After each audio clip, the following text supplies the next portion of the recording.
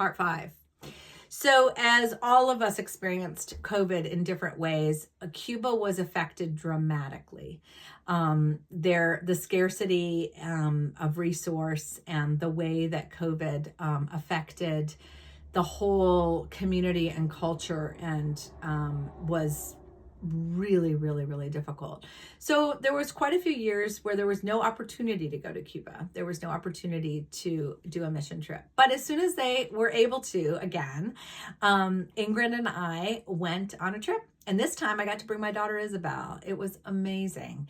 And we actually did the Elijah Project 2 trainings.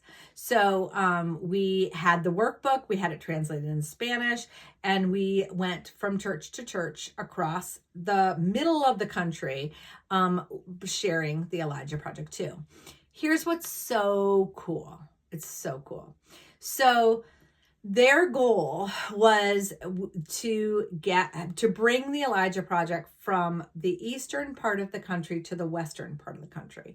And on my third trip to Cuba, we successfully went all the way across the country to Havana, and we did a training to pastors' wives in Havana to introduce them to the Elijah Project.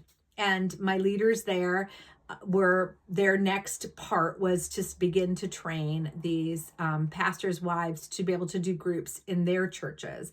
And something that was really kind of interesting is that all of the headquarters of the different denominations of whether it's Assemblies of God, whether it's Baptist, whether it's Methodist, they all are in Havana, which makes sense. It's the capital of the country. So the opportunity to share the Elijah Project with these pastors' wives and leaders' wives was extraordinary. Just nothing less than extraordinary, because they then not only influence their own community of faith there in Havana, but they also have communities of faith all the way across the country. So it was like kind of going backwards to fill in the gaps of places that hadn't learned the Elijah Project. So that was amazing.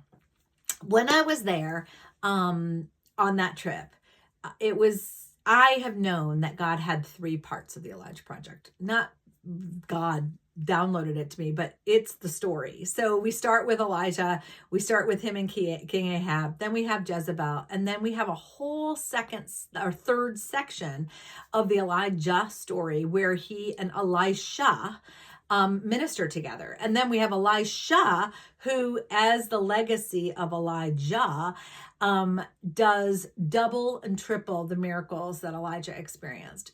So I knew that the third part was about legacy and that it needed to be written and it needed to be done.